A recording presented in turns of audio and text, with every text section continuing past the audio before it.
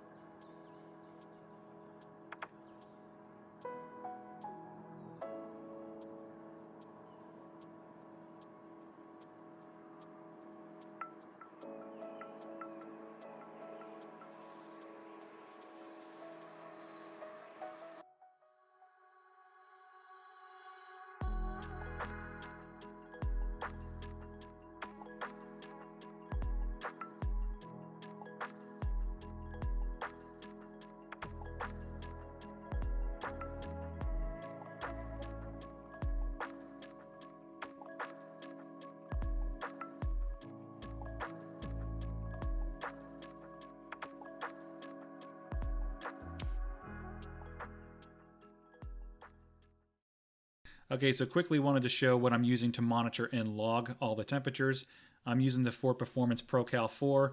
I'm using this to log my IATs, or otherwise known as ACTs. Now, most people use devices to log IATs and IAT2s. IAT is the temperature right after your intake. IAT2 is right after your intercooler. So IAT2 is what you want to pay attention to after you install an intercooler to see the real benefit of having a better intercooler. Well, the ProCal doesn't have a PID for IAT2, so they have their own PIDs called ACT, which is air charge temperature, and they're basically the same thing. So I show here that IAT and ACT are the same thing. There's a sensor for ACT2, so that's what we're going to be paying attention to in the logs that I'm going to show, and then in the video clip that I'm going to show here in a moment to show you the benefit of having that aftermarket intercooler. As soon as you give it some boost, you'll see the temperatures drop really quick.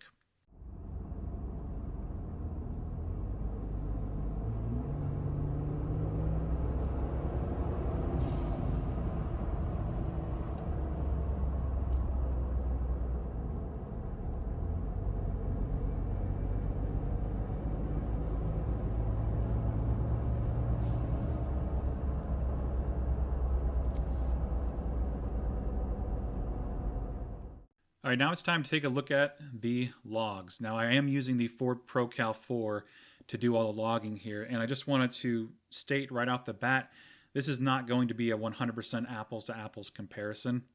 The ambient temperatures when I measured the stock intercooler and the CVF intercooler are completely different. You could take the delta and work the metrics from there, but I don't really want to compare it apples to apples. I'll just be upfront about that. But I just do want to show some significant gains with the CVF intercooler, and I'll just kind of show you what I'm talking about. So the blue line you see here is the turbo boost. The yellow or orange line is the ACT. This is the air charge temperature. The ACT2 is the same thing as IAT2. This is the most important temperature we want to look at today because this is showing the efficiency of the intercooler. And I did also show the air temp, which is clearly the ambient temperature outside. So this is the stock intercooler log. This is the CVF intercooler log. Just right off the bat, it was about 65 degrees ambient on the stock and about 42 degrees ambient on the CVF. I did try to do the boost, try to give it the same amount of gas. I did the exact same run, but it didn't really work out perfectly because you get stuck behind the car by other cars and everything else. So it's not going to be a perfect, like I said, apples to apples comparison. I just want to show you what's going on here behind the scenes. So what I want to pay attention to here is the ACT2 temperatures. Again, this is after the intercooler. So you can see here during this the stock run where I'm giving the Bronco boost and the inlet air temperatures at the second measurement. The second sensor, is around 100 degrees Fahrenheit. And as you give it boost, obviously you're pulling more air through the system, more air through the intercooler, so the temperatures are going to drop. And we see a drop of about 10 degrees or so. So it drops to about 90 degrees Fahrenheit. I let off the gas, the temperatures rise, which is typical. I give it more gas, they drop again, etc. You can kind of see the ebbs and flows of giving it boost, letting off, and you can see the temperatures. They're pretty much ranging in the 100 degree Fahrenheit. They do go as high as 110. They do drop down to about 85, 82-ish. So from what I can average here, there's about a 20 degree drop when I give it boost. In certain areas like here and here, we're seeing about a 20 degree reduction in temperatures using the stock intercooler. So it's doing its job. So moving over here to the CVF intercooler, we see here we're giving a boost, etc. The IATs are a little bit lower because of the ambient obviously is less. But what I really want to draw attention to here is the efficiency of the intercooler, right? We saw a maximum reduction of temperatures about 20 or so degrees here. Now we got some pretty decent standouts here where we're giving the Bronco boost right here at the mark. And you can see as soon as we're giving it the boost, it drops from around 78 degrees down to right under 60, or so let's say 58. So that's about a 20 degree reduction, about what we were seeing with the stock intercooler. But then as we let off the gas here, as you can see this area right here, the temperatures go through the roof. They go up to over 100 degrees Fahrenheit, so about 102-ish. And then the second we give it more boost, up about 15 pounds or close to it, we see a giant drop in temperatures. We're going from 102 to about 58. So it's about a 42 degree drop, 40 plus degree drop with the aftermarket intercooler. And we see that a couple of other times throughout the graphs. So that's kind of what I want to focus on. So you can see the efficiency is very good. Whereas here in the stock one, we see slight reductions, slight reductions, slight reductions. Here we can see some pretty monumental reductions the more boost we give it. So that's kind of what I wanted to show with the graphs. Again, these are not super scientific. These are just some logs that I pulled with the ProCal, not the best logging software or tools, but I did want to share my results with everybody. So hopefully this offers some insight. Okay, let's jump over here to the website, and full disclosure, I did pay for my intercooler. However, I have recently become a CVF affiliate. So what that means is that I'm able to give you guys a code so you can save money, and then I get a small kickback, which I can in turn use to put more money and modify my Bronco and make more videos, right? So really quick, I did look at a lot of other intercoolers before making this decision. So right off the bat, CVF's price on their intercooler is $599, and that is out the door price. So that includes free domestic shipping, and they do not charge taxes. They eat the cost. So $599, that's your cost. That's what you pay out the door. They also include a lifetime warranty. Now, other manufacturers also include a lifetime warranty, so that's great to see. No knocks at all. One thing I wanted to mention, I'm going to include an affiliate link in the description of this video and put my code, which is Full Speed Ford Bronco, in the comments section. If you use my affiliate link, you will save $30. So it goes from $600 to $570 out the door price for this intercooler. Now, I did want to be fair and mention some of the other ones out there as well. So if I pull up Lethal Performance, I'm looking at other options. I looked at the Cobb. It's a great intercooler. The specs are essentially the same as a CVF as far as surface area, cooling performance, but it is a bit more expensive. The next option I looked at was a CPE, which is a little bit thinner than the CVF, but it's a good price. The price is pretty competitive. The only issue I really had with this is that it doesn't come in black. It's only raw aluminum. The Mishimoto, they make really great products. I think this one actually has some of the best specs on it when it comes to core volume and surface area. But again, it's a little bit more expensive than I wanted to pay. Wagner Tuning, again, another great product, a little bit more expensive than what I wanted to pay. And same thing kind of goes for the Whipple. Everything is between that $750 and up range. And I noticed that a lot of the specs are pretty much the same as far as core volume and efficiency and everything else. So that's kind of why I landed on CVF. There's a lot of great reviews about their product, and so I was like, you know what, I'm going to buy it, check it out, and then I'm impressed with it. So my hope is to use any sort of affiliate money and go ahead and purchase their catback system, which is a full 3-inch catback, and I'll do a review on this as well. So they also have some air charge pipes coming in, which will be competitively priced against what's out there currently from AFE and Injen. So my hope is to get some of those as well and do a review. But again, I wanted to fully disclose that I am an affiliate, and if you want to save money, you can use my affiliate code to do so. And if you found this video helpful as far as the install, the logs, just the anecdotal feedback about it, then please do use my affiliate code. But if you want to follow me on my Ford Bronco performance journey, then consider subscribing to the channel. Thanks a lot for your time.